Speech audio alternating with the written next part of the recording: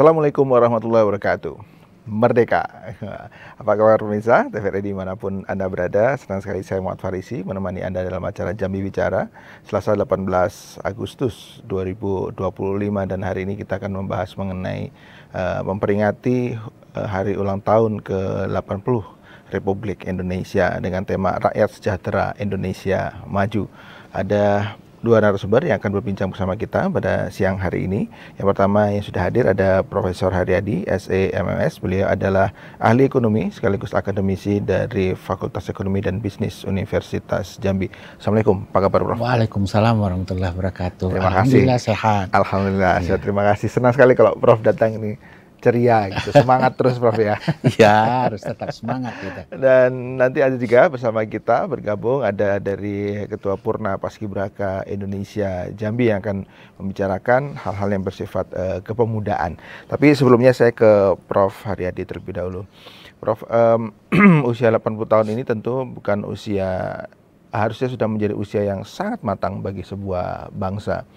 Dan sejak tahun 1945 dan sekarang di 2025 tentu banyak capaian-capaian sudah diraih oleh pemerintah Indonesia, tapi banyak juga yang menyatakan belum puas dan harusnya bisa lebih dari apa yang sudah kita capai hari ini, melihat bagaimana sedemikian banyak potensi dari Sabang sampai Merauke, gas alam, nikel, emas, segala macam, tambang dan semuanya yang kita miliki, pariwisata, kelautan dan lain sebagainya, tapi masih banyak yang hal-hal yang belum dicapai. Kalau menurut Prof sendiri, apa refleksi dari 80 tahun kemerdekaan kita, Prof? 80 tahun itu kalau kita lihat dari kita analogkan dengan manusia itu sudah tua. Ya. Tapi kalau kita lihat, kita bandingkan dengan negara lain, banyak yang sudah ratusan tahun juga. Yeah. Tapi kebanyakan kalau yang sudah ratusan tahun memang jauh lebih maju. Nah, negara-negara yang yang merdeka malah setelah kita juga banyak, ya, banyak juga yang maju seperti Malaysia, India dan segala Vietnam macam. sekarang. Vietnam itu sekarang itu mendekati pendapatan per kapita kita loh. Jadi di ASEAN itu kita bisa bergeser ya, walaupun kita bisa menggeser Filipina, tetapi Vietnam bisa menggeser kita. Ini sekarang sudah apa? Banyak hal memang, tentu saja capaian-capaian itu ada. Yeah. Kita tidak menafikan bahwa ada, ya ada itu artinya masyarakat itu dibandingkan dulu tentu saja lebih sejahtera sekarang ini. Tapi secara hakikinya apa memang sudah sejahtera atau belum, tentu saja ada indikator-indikator yang harus dicapai. Indonesia itu menargetkan pada tahun 2045 itu Indonesia emas. Ini waktunya 20 tahun lagi. 20 tahun lagi, betul. Pada saat itu Indonesia itu diyakini sudah betul-betul berada dalam kondisi sejahtera. Kenapa? Karena pada saat itu indikator kesejahteraannya itu adalah pendapatan per kapita kita 30.000 US dollar. Oke, Prof, pendapatan per kapita itu apa, Prof? Mas? Pendapatan per kapita itu artinya adalah total pendapatan Indonesia dibagi dengan jumlah penduduk. Oh. Nah, itu. Kalau daerah PAD gitu ya? Jumlah PAD-nya? Bukan PDRB. PDRB. PDRB, pendapatan domestik regional bruto. Kalau untuk daerah, tetapi kalau untuk nasional itu PDB. Pendapatan domestik bruto. Pendapatan domestik brutonya dibagi dengan jumlah penduduk harus mencapai 30.000 US dollar. Saat ini kita berada pada angka 5.000. Dibanding dengan Malaysia, Malaysia 2 kali lebih di atas 10.000. Ya. Dulu kita jauh berada di atas Cina. Sekarang Cina sudah 2 kali lipat dibandingkan dengan kita. Nah, artinya apa? Kita maju memang, tapi dampaknya negara-negara lain banyak juga yang lebih maju, lebih cepat percepatannya, akselerasinya dibandingkan dengan Indonesia. Dalam banyak hal, potensi kita luar biasa. Seperti yang disampaikan oleh Mas Paris tadi, bahwa potensi alam kita luar biasa. Banyak hal. Misal sebagai contoh, kita itu adalah negara penghasil sawit terbesar di dunia. Tapi minyak sawit kita tidak terkenal dibandingkan tidak diolah sendiri, hanya mengekspor mentah. Iya, karena produk-produk sawit kita itu kebanyakan ya kalau misalnya sebagai contoh untuk Jambi, itu yang diekspor paling-paling CPO. CPO itu artinya apa? Crude palm oil, minyak mentah. Ya. Kita punya karet. Karet itu yang diekspor itu paling SIR 16. Ya itu yang belum diolah. Ini yang hilirisasi itu menjadi salah satu kunci ya. Selain daripada peningkatan kualitas sumber daya manusia, kita sudah punya bonus demografi. Tetapi bonus demografi itu tidak ada artinya kalau tidak dimanfaatkan. Nah, tentu saja bonus demografi itu harus diikuti dengan peningkatan kualitas sumber daya manusia. Kemudian apalagi pertumbuhan ekonomi kita untuk mencapai Indonesia Emas itu tidak boleh kurang dari 6-7%. Nah, sekarang dalam 10 tahun terakhir ini saya kira tidak pernah menyentuh angka 6%. Ya. Nah, setelah ini, COVID kemarin ya, tuh Prof ya, belum mampu untuk mencapai akselerasi kembali. Belum sampai. Jadi artinya apa? Masa recovery kita ya terlalu lama after COVID ya. Ya, after COVID.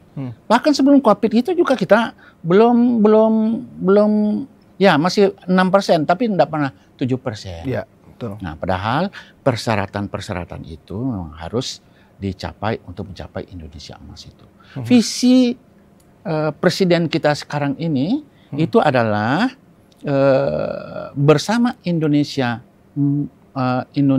bersama Indonesia Emas bersama Indonesia Maju menuju Indonesia Emas 2045.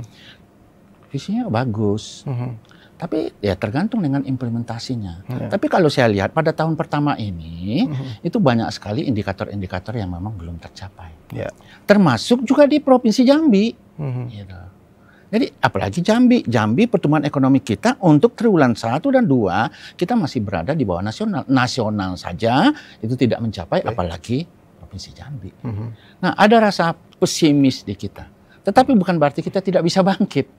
Nah, banyak hal memang yang harus diupayakan.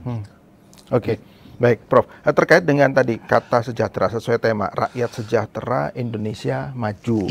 Nah, kalimat sejahtera ini kan abstrak gitu Prof ya. Artinya bagaimana mengukurnya? Sejahtera ini dari Sabang sampai Merauke loh. Kalau penduduk Indonesia dari Semiangas sampai Pulau Rote kurang lebih 270 juta rakyat. Kemudian apakah yang sejahtera memang secara geografis, apakah hanya di Jawa misalnya, di daerah timur belum, atau secara ekonomi pejabat-pejabatnya saja yang sejahtera, rakyatnya tidak? Bagaimana kelas menengah yang saya baca di media ini semakin terhimpit nih kelas menengah ini, dapat bantuan tidak, kaya juga tidak. Akhirnya yang saya baca sempat enggak untuk makan siang tidak beli, tapi bawa dari rumah, ini tanda-tanda. Oke, baik. Tapi sebelum dijawab, Prof, kita harus jeda dulu. Pemirsa jangan kemana-mana, tetap di Jambi Bicara.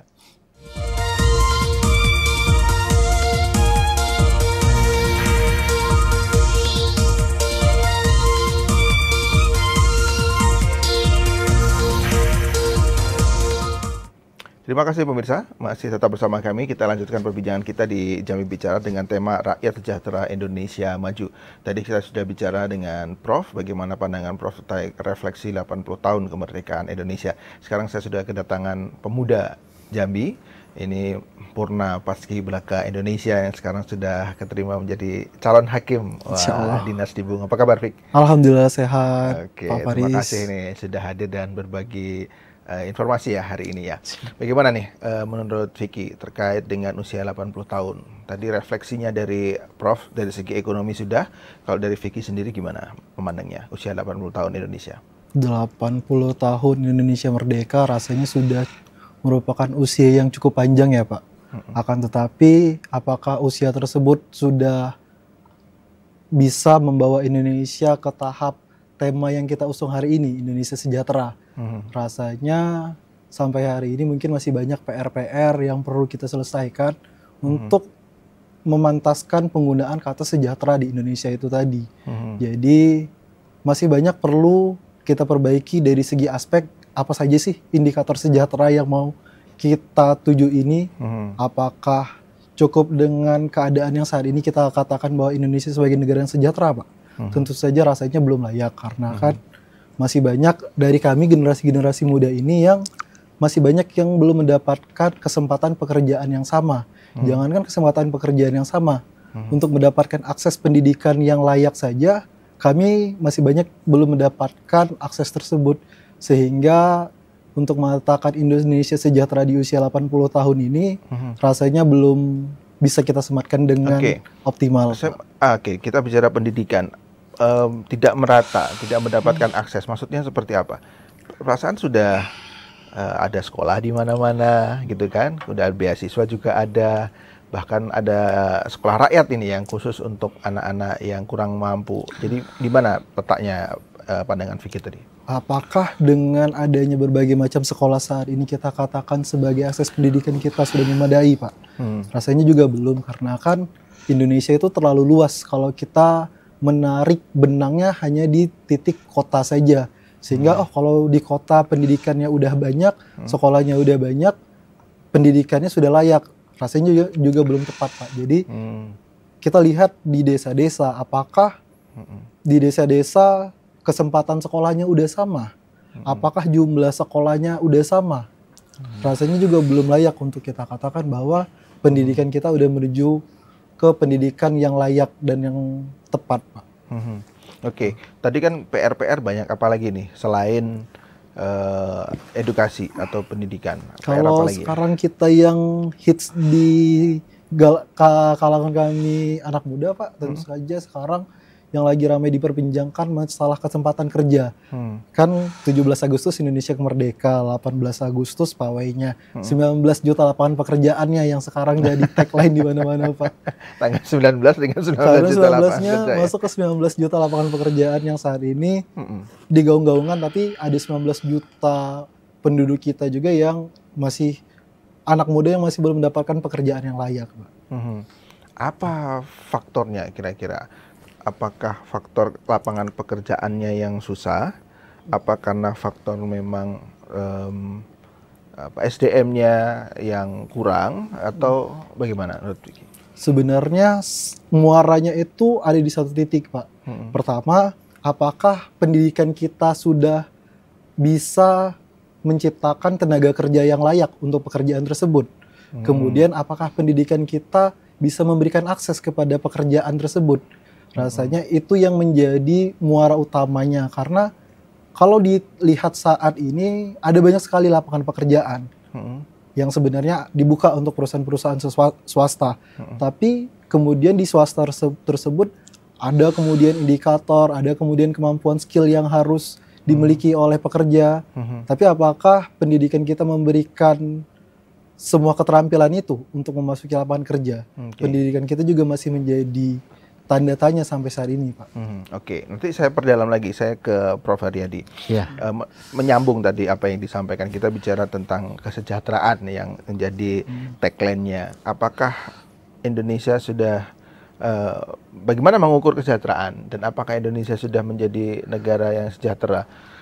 Sekarang ada negara miskin, ada negara berkembang, negara maju. Yang saya lihat sih sampai sekarang masih berkembang gitu ya, Prof. Ya. Tapi yang kita bahas tadi sebenarnya sumber daya alamnya banyak nih. Apa ada yang salah urus atau yang bagaimana? Iya. Jadi sejahtera itu tentu saja ada indikator-indikator. Dari sisi ekonomi, ya kita dikatakan sejahtera itu apabila pendapatan per kapita kita itu sudah berada di atas rata-rata, ya. Sekarang pendapatan per kapita kita $5.000 per kapita per tahun. Malaysia sekarang ini sudah di atas 12.000. Cina sudah di atas 12.000. Di ASEAN itu kita lebih tinggi dibandingkan dengan Laos, Kamboja, Vietnam yang sebentar lagi akan menyalip kita, kemudian Filipina. Jadi itu dari sisi pendapatan per kapita. Kalau kita lihat pendapatan per kapita untuk 5.000, kita memang tidak termasuk di dalam negara miskin. Walaupun sebenarnya Bank Dunia menyatakan bahwa Indonesia itu 60% masyarakatnya miskin. Kenapa? Karena ukuran atau indikator kemiskinan di kita itu berada di bawah indikator kemiskinan Bank Dunia. Nah gitu.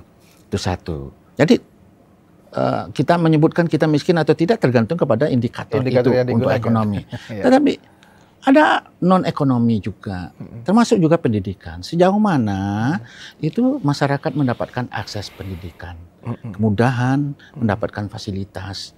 Sejauh mana masyarakat mendapatkan akses informasi, ya, informasi yang sekarang ini kan terjadi perubahan yang luar biasa, di mana informasi itu tidak lagi dia terpetak-petak dan tidak lagi terkotak-kotak, dan informasi itu dengan mudahnya bisa didapat.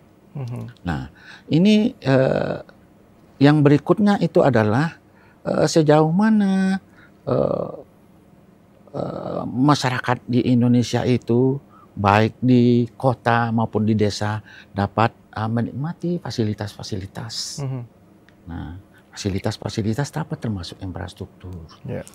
Indikator lain, ya, termasuk di ekonomi itu sejauh mana ini ditunjukkan oleh sejauh mana masyarakat itu memiliki rekening, gitu.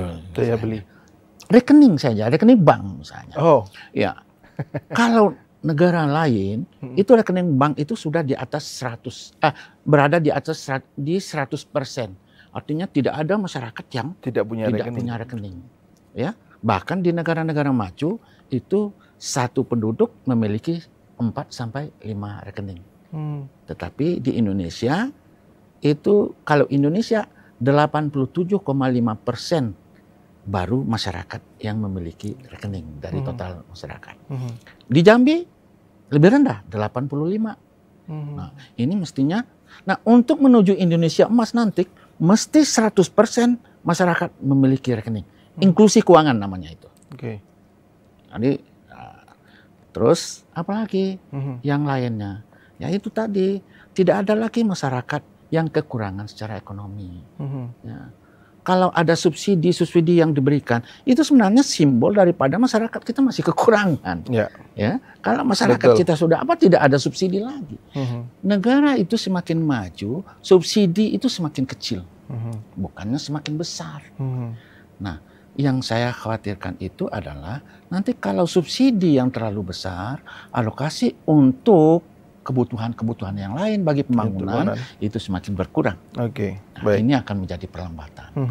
Prof, terkait dengan fenomena yang sebelum 17 Agustus, ini kan kalau kita bicara mengenai rakyat di beberapa daerah menjerit ini, di mana PBB, pajak bumi dan bangunan itu naik dan naiknya beberapa, nggak tanggung-tanggung pokoknya, 100 kali lipat, 100%, 200%, bahkan ada yang ribuan persen. Nah, ini menunjukkan bahwa karena fiskalnya daerah juga terbatas, mungkin tidak punya daya kreativitas kepala daerahnya yang paling mudah dalam menaikkan pajak. Di satu sisi dana transfer dari pusat sepertinya juga mulai tersendat atau berkurang. Bagaimana melihat fenomena itu? Iya, jadi pajak memang diperlukan. Jadi salah satu penerimaan negara itu berasal dari pajak. Dan harusnya memang persentase pajak itu memang tetap lebih besar di dalam mendorong pertumbuhan ekonomi dan meningkatkan pendapatan masyarakat, pendapatan negara. Tetapi mesti proporsional juga. Menurut saya, ya, pajak itu bagusnya, ini bahasa sederhananya saja, porsi besar itu untuk pendapatan tinggi. Oke. Nah, di masyarakat yang bawah jangan mendapat beban yang sama dengan masyarakat yang berpendapatan tinggi. Itu namanya berkeadilan. Itu namanya sejahtera. Gitu. Progresif. Iya, progresif dalam arti kata. Ya bahasa saya itu supaya masyarakat paham semua bahwa pendapatan tinggi pajaknya lebih tinggi dibandingkan dengan yang berpendapatan rendah, yang tidak, ya belum mencapai tingkat sejahtera, bebas pajak gitu. Jangan dibebani pajak gitu. Tapi yang orang kaya nomor 1 sampai 1000, ya wajar-wajar aja dikenakan pajak yang tinggi. Begitu. Baik, wow. Saya kepikir lagi. Baik, ada pepatah dari Bung Hatta kalau tidak salah, perjuanganku lebih mudah karena melawan bangsa asing. Nah, perjuanganmu, kita ini, penerus kita ini akan lebih berat karena melawan bangsa sendiri. Akhirnya sebenarnya kita dijajah bangsa sendiri nih ceritanya nih. Sepakat dengan apakah itu relevan hari ini dengan kondisi Indonesia hari ini? Untuk kondisi hari ini mungkin kata-kata tersebut masih relevan untuk kita gaungkan. Iya. Karena mungkin Bung Hatta sudah berpikir waktu itu Pak ya, bahwa tantangan yang akan dihadapi oleh anak cucuku nanti bukan lagi melawan para penjajah, tapi bagaimana melawan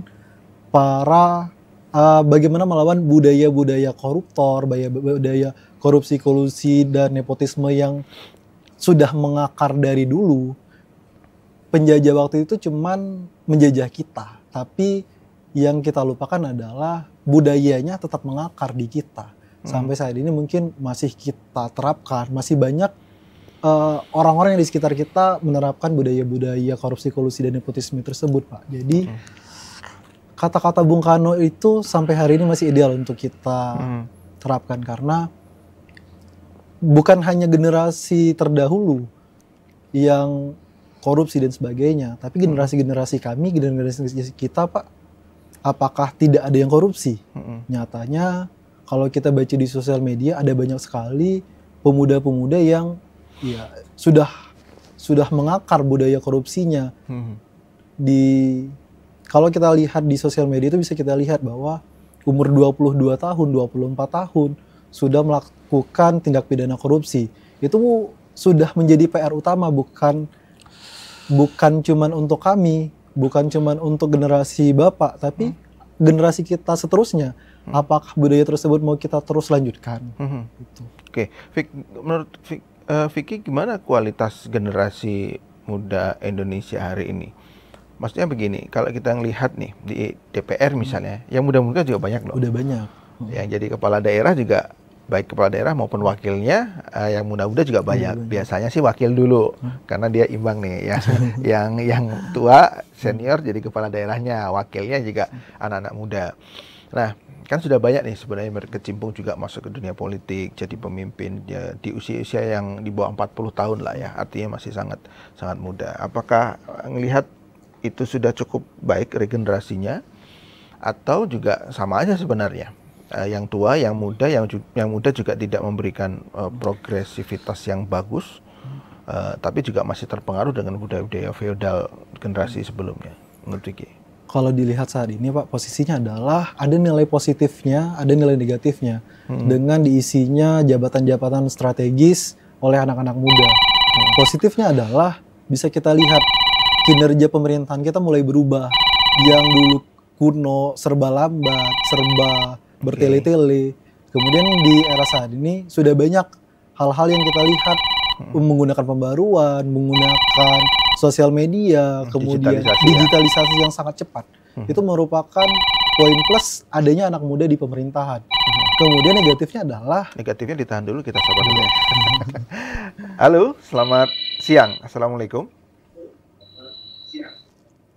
Selamat siang juga. Waalaikumsalam warahmatullahi taala wabarakatuh. Apa kabar Pak Yudi? Bagian saya hormati. Ya. Alhamdulillah, Pak Yudi. Silakan Pak Yudi. Sehat, alhamdulillah. Mantap. Yudi. Semangat, merdeka. Silakan Pak Yudi. Ya, baik, saya coba sapa dulu yang terhormat. Ya, Bapak Profesor Haryadi, pengamat ekonomi Jambi ya, yang sangat energik. Samping anak muda Vicky ya, dari mantan paskibraka. Saya nggak tahu tahun berapa. Tahun berapa, Fik? 2015. Tahunnya 2015. Sudah jadul atau baru? 2015 Pak Yudi. Baik. Jadi pertama ya, kita sebagai bangsa, anak bangsa, baik tua muda, ya patut kita mensyukuri ya. Selamat terhadap hari ulang tahun Republik Indonesia yang ke-80. Ya kalau kita melihat 80 tahun berarti ya saya sependapat bahwa kita sudah mengarah ke negara maju. Ya mau berapa tahun lagi kita mau jadi negara maju? Nah, ini kan pertanyaannya. Nah, tadi kan disinggung oleh Pak Profesor akselerasi melambat dari pembangunan. Tentu bagi saya bukan artinya bidang ekonomi menjadi pertanyaan. Bagaimana supaya akselerasi pembangunan ini bisa merata dan maju, bisa menjadi negara berkembang, disebutkan dengan negara-negara lainnya tadi yang ketinggalan kita. Harusnya kita lebih maju dari negara itu. Nah, program Prabowo ini di nota keuangan kemarin ya, program 2005 tentu dilanjutkan di 2026. Semua berketahanan. Saya nggak ngerti itu, tahan apa enggak. Ada ketahanan pangan, kesehatan, sosial, energi, pendidikan maksud tadi sudah dibahas. Ya maksud saya transfer pusat ke daerah. Saya nggak tahu tuh apakah itu menjadi satu akselerasi menjadi berubah negara ini. Nanti tadi juga disinggung bahwa negara maju salah satunya rekeningnya sudah maksimal masyarakatnya. Ini kan diblokir rekening oleh PPATK. Gimana mau maju? Coba. Ini profesor ngomong ini. Rakyat yang menjawab. Diblokir. Nah untuk membuka blokir itu setiap masyarakat itu membayar 100.000. Kok ada gila negara kita ini. Gila betul. Baik. Selanjutnya Pak Profesor dan saudara yang saya hormati. Tidak pernah kita dengar dari pidato itu, baik pusat maupun daerah, bagaimana caranya mencari pendapatan asli negara yang baru. Nah, kan nomor-nomor. Tapi Pak Profesor katakan tidak berkembang itu. Kita terakhir ya mungkin mungkin sama-sama kita sepakati juga. Tadi sudah dianggap bahwa pemerintah tidak mampu untuk menangkap, mempenjarakan para mafia-mafia yang sudah menjajah kita. Saya sebutkan pertama mafia pangan, mafia kesehatan, BLT, mafia energi, SDM, SDA, mafia pendidikannya ada di Jambi, ditangkap 3 orang di PDK. Jadi masya Allah ya Allah. Saya sangat susah meninggal di dunia ini. 65 tahun umur saya. Ya, Pak Kapan saya akan menikmati negara yang tidak berkorupsi ria? Ya. Ini kan anak buah daerah itu sudah pesimis. Pak Profesor pesimis. Ya masyarakat lebih pesimis lagi menghadap masa depan kita ini. Baik. Baik, Pak Yudi, terima kasih atas atensinya. Saya lanjutkan sedikit ke Vicky, nanti Prof menanggapi ya. Tadi sudah positifnya ya, Vicky ya. Bagaimana dengan negatifnya SDM generasi muda hari ini?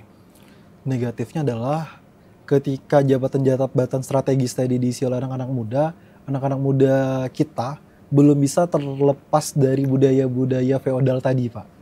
Mereka belum bisa lepas dari ibarat kata jeratan-jeratan seniornya.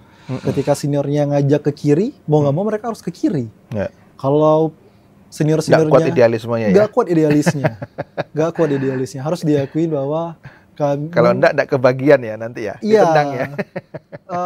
Resikonya adalah bukan nggak kebagian ya Pak, adalah dipinggirkan, disisihkan. Nah, itu. Ketika anak-anak muda yang sudah berkecimpung di dunia politik, memegang jabatan-jabatan strategis, ketika mereka tidak mengikuti arahan seniornya, atasannya, ataupun sebagainya, ketika mereka berusaha untuk mengedepankan idealismenya, mereka akan dipinggirkan pelan-pelan dengan cara apapun. Artinya keteladanan justru yang tidak ada dari seniornya. Sepakat untuk itu. Oke, saya ke Prof Heriadi lebih dahulu. Prof, Pak Yudi penelpon tadi melihat pesimis.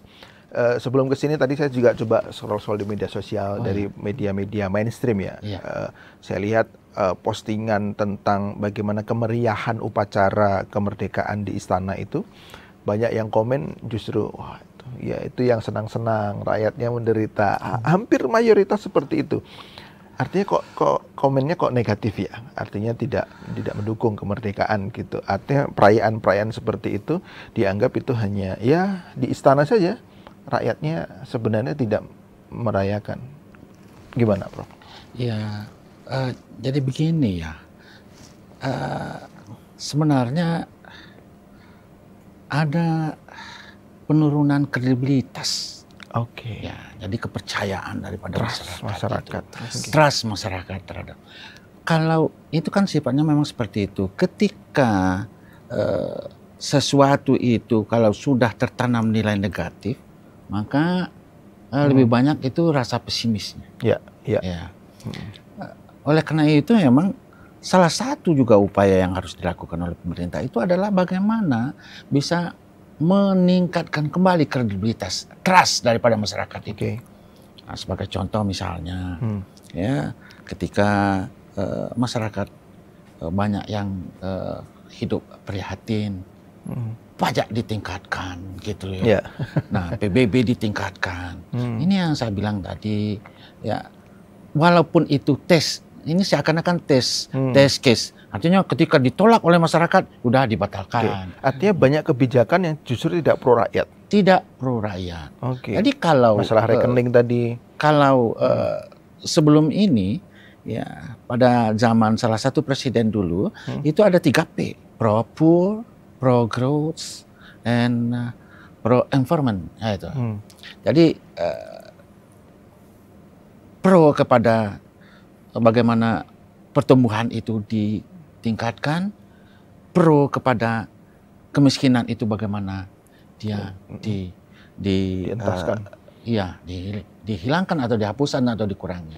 Nah sekarang ini ya kalau kita lihat ya walaupun ekonomi makro juga berpengaruh, tetapi ya peningkatan kesejahteraan itu ya, memang kalau untuk mewujudkan Indonesia Emas 2045 nanti, itu memang percepatan ekonomi kita, kalau dari sisi ekonomi, itu memang harus diupayakan. Ini kalau sekarang masih tetap, ya angkanya berada di antara 5%, masih 5%, 5,05%. Nah itu kan masih jauh dari itu. Ingat bahwa 2045 itu janji janji 100 tahun Indonesia merdeka, Indonesia sudah menjadi negara yang sejahtera, maju. Nah, 2045 itu target Indonesia itu adalah berada di 5 besar negara dengan ekonomi terbesar di dunia. Sekarang kita masih berada di urutan ke-16. Saya ngomong pakai data semua. Jadi urutan ke-16 sekarang, ya 17 lepas masuk ke 16, urutan 16 menuju 5 itu masih 11 lagi negara yang harus kita awakan, ya. Bukan karena semakin ke atas itu semakin sulit untuk mengalahkan yang lain gitu. Jadi kalau tadi dikatakan kita ini menghadapi tantangan dari dalam yang banyak. Kita menghadapi tantangan dari tantangan global juga, tantangan dalam juga. Ada perang, ada perang dagang dan sejauh mana? Nah ini juga yang memang perlu. Sejauh mana para pemimpin kita itu membuktikan janji-janjinya. Ya. Kalau memang targetnya itu misalnya pertumbuhan ekonomi kita 8% untuk mencapai itu ya. Wujudkan, bagaimana wujudkan. Jangan kalau 8% kita bisa, kalau enggak 8% kita enggak bisa. Kondisi ekonomi, jangan mencari pembenaran, tetapi carilah upaya, ya, dapatkan upaya untuk musuh itu. Nah, banyak hal yang memang belum mampu. Dari tahun 2000-an dulu, kita selalu cerita, apa sih yang perlu didongkrak. Dalam peningkatan produksi kita itu dari memproduksi bahan mentah itu menjadi bahan baku. Hilirisasi itu bukan hanya di Jambi aja ya, Prof. Bukan hanya di Jambi, di Indonesia. Saya katakan bahwa ya untuk karet dan CPO itu dari 144 produk turunan, Malaysia sudah memproduksi 78 produk turunan. Indonesia tidak lebih dari 20. Jambi tidak lebih dari 5. Gitu kan telat kita. Ini. Tapi memang ini harus diupayakan. Ini perjuangan. Ya. Nah, oleh karena itu komitmen yang memang dicanangkan pas pada saat mau menjabat itu memang tidak hanya sebatas janji-janji politik, tetapi memang harus diwujudkan. Oke, Prof, ada yang menarik tadi yang disampaikan Pak Yudi. Ya. Pemimpin kita itu tidak punya kreativitas dan inovasi terkait dengan pendapatan daerah yang baru. Saya waktu heboh yang di Pati itu kan, dengan mudahnya menaikkan pajak, padahal pada waktu kampanye ada cuplikan kampanye juga yang viral, tidak akan menaikkan pajak, kira-kira begitu. Tapi faktanya juga menaikkan pajak. Sebenarnya dengan beragam sumber daya alam, tapi kok kreativitasnya tidak ada ya, Prof? Gimana, Prof? Iya, itu yang saya bilang tadi bahwa menaikkan pendapatan itu namanya income generating ya. Bagaimana kita mengenerate pendapatan itu dengan menciptakan termasuk yang disebut oleh Pak Yudi tadi. Jadi menciptakan pendapatan sumber pendapatan baru.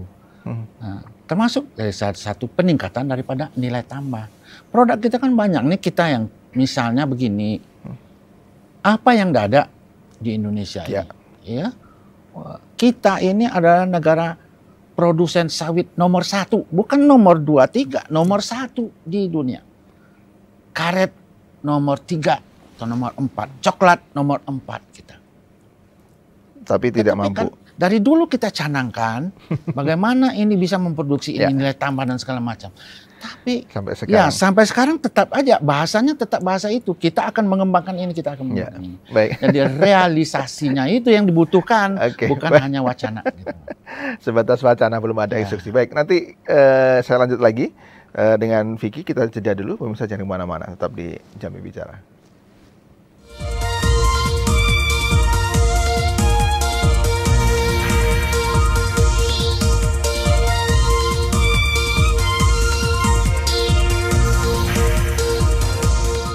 Baik, pemirsa, kita lanjutkan kembali perbincangan kita. Tadi melanjutkan apa yang disampaikan Pak Yudi, ada yang menarik tadi. Saya ingin mendapat tanggapan dari Vicky, karena Vicky orang hukum juga, sekarang juga di Kemenkum. Di Mahkamah Agung. Di Mahkamah Agung dan jadi calon hakim. Nih, kita bicara mengenai korupsi, mafia.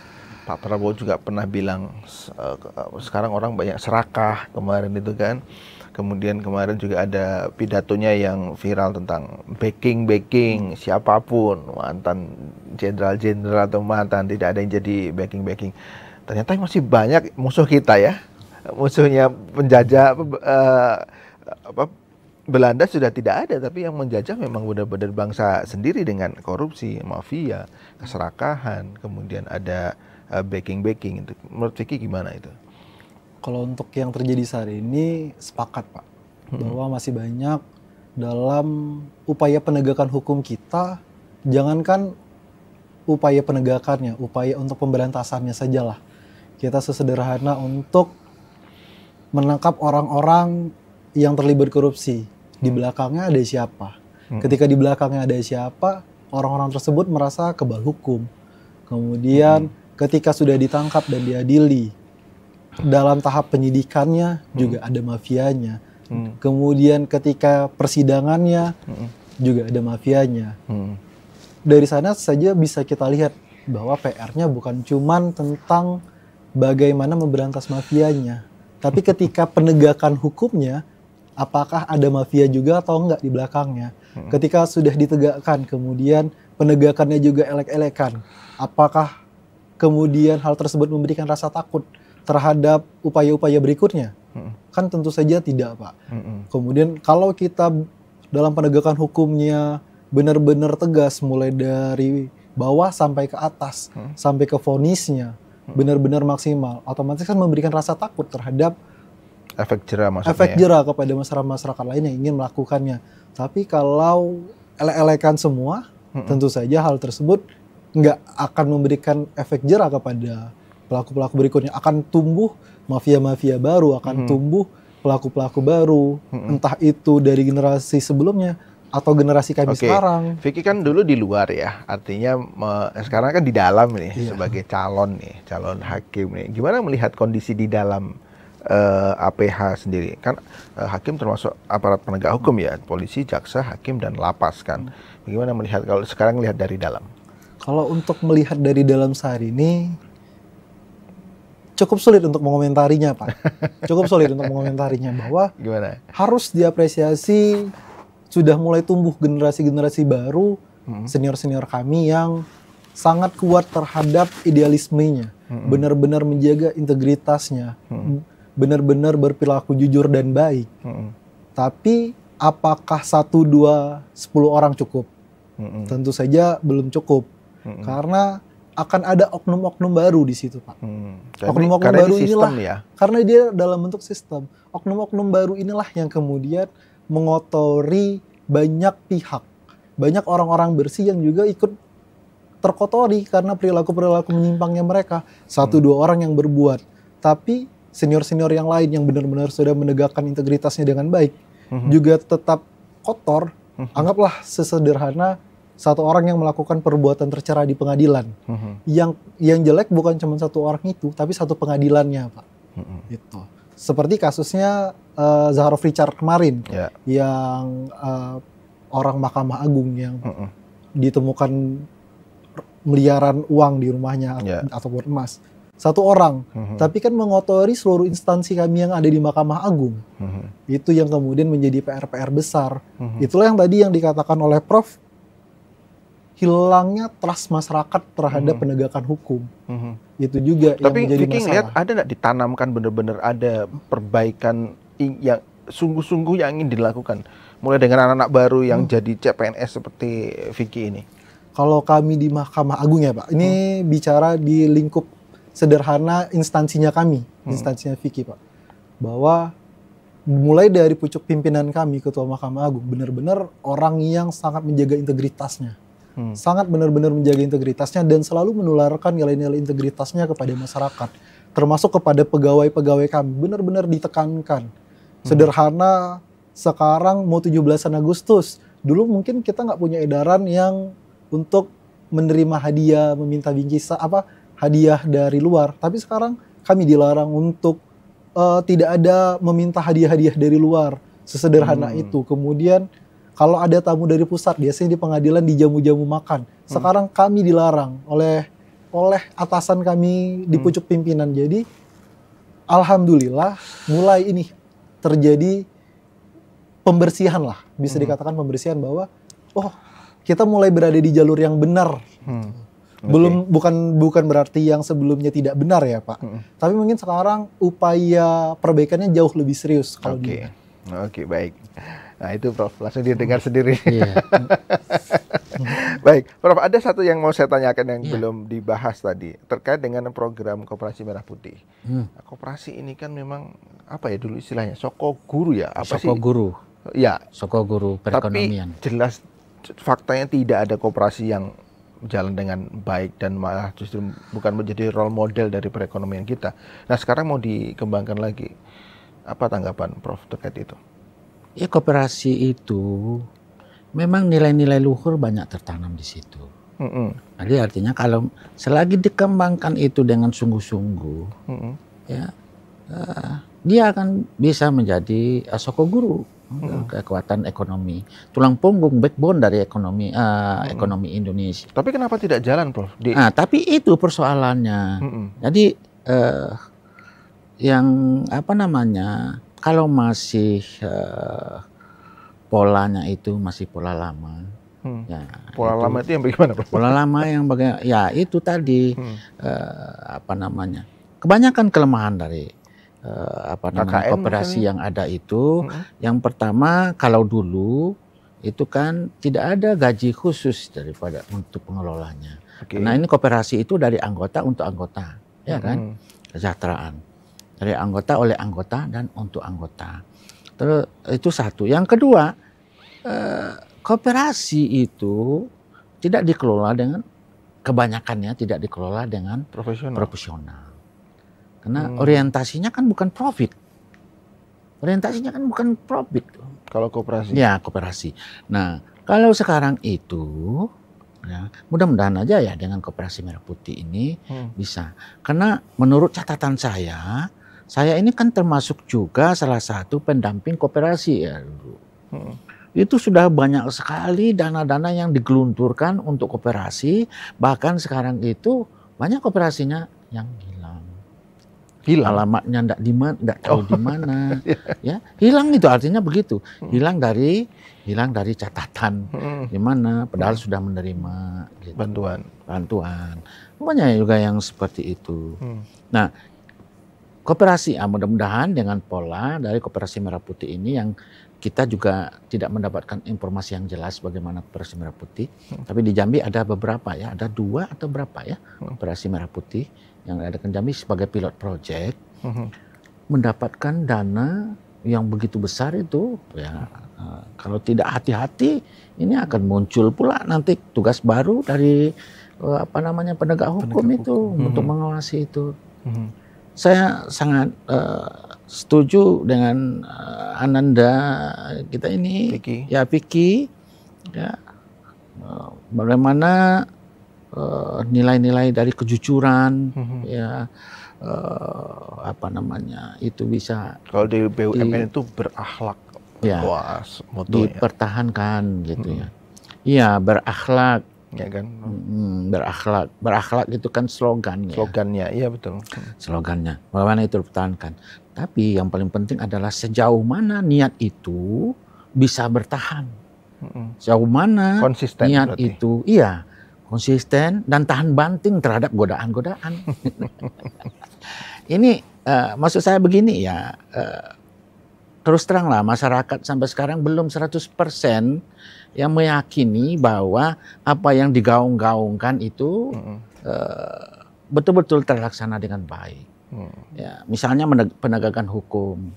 Sementara ada juga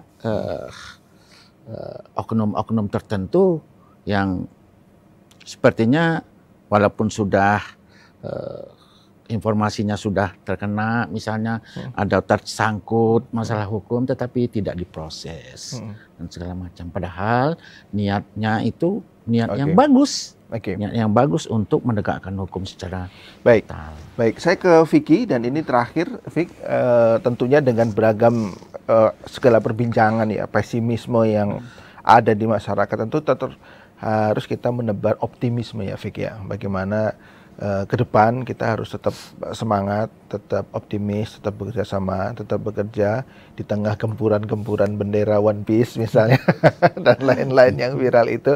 Tapi optimisme harus terus ditebarkan. Gimana terakhir nih optimismenya untuk Indonesia ke depan, Vic? Optimismenya untuk Indonesia ke depan adalah pertama kita harus mengapresiasi pemerintah kita yang sudah bekerja keras, Pak. Mungkin harus kita apresiasi dengan membuka banyak lapangan pekerjaan, salah satunya dengan rekrutmen CPNS dan sebagainya. Itu harus kita apresiasi sebagai bentuk keseriusan pemerintah kita. Tapi, apakah pemerintah kita bisa berjalan sendirian? Tentu saja tidak. Pemerintah kita tidak bisa berjalan sendirian untuk membangun Indonesia emas tadi. Perlu banyak pihak yang terlibat untuk mensukseskan Indonesia emas itu. Negara sejahtera akan hanya menjadi omong kosong kalau yang bekerjanya hanya pemerintah. Perlu kalau kolaborasi yang sangat baik dari pemerintah dan masyarakatnya.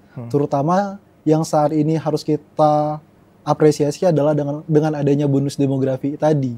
Bahwa kita saat ini dipimpin oleh banyak anak-anak muda. Anak-anak muda inilah yang kemudian harus berkolaborasi dengan pemerintah. Memberikan masukan, kemudian sebagai pengawasnya pemerintah, kita harus ambil peran itu. Jangan serta-merta kita membiarkan pemerintah kita berjalan dengan sebebas-bebasnya tanpa kita awasin. Itulah yang paling penting untuk dilakukan sebagai bentuk peran kita anak muda untuk mewujudkan Indonesia emas tadi. Pemerintah kita tidak bisa bekerja sendiri. Kolaborasi kuncinya. Kolaborasi. Terakhir, Prof, singkat saja, Prof. Optimisme tetap. membangun optimisme. Iya. Kita tidak mengatakan bahwa pemerintah tidak bekerja ya, pemerintah udah bekerja, kita harus akui itu. Ya. Tapi bahwa hasilnya itu sampai sekarang itu masih berada di bawah harapan dari masyarakat, bahwa itu iya. Ya. Nah, oleh karena itu tidak hanya pemerintah sebenarnya. Dalam konsep pembangunan itu ada paling tidak ada 5 ya. Dan namanya konsep pentahelix. Pentahelix itu artinya 5 komponen ini harus bekerja bersama-sama.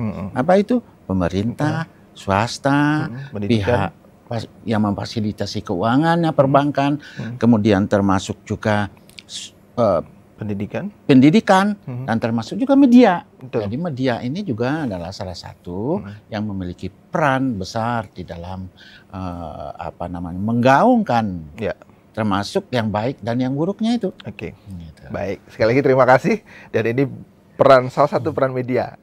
TVRI terus memberikan edukasi, terus memberikan informasi dan memberikan optimisme bagi perkembangan Indonesia ke depan. Terima kasih Prof. Haryadi, terima kasih Vicky Purna Paskibraka Indonesia, dan terima kasih tadi pemirsa dialog kita pada siang hari ini. Terima kasih atas perhatian Anda. Saya Muhammad Farisi. Assalamualaikum warahmatullahi wabarakatuh. Sampai jumpa.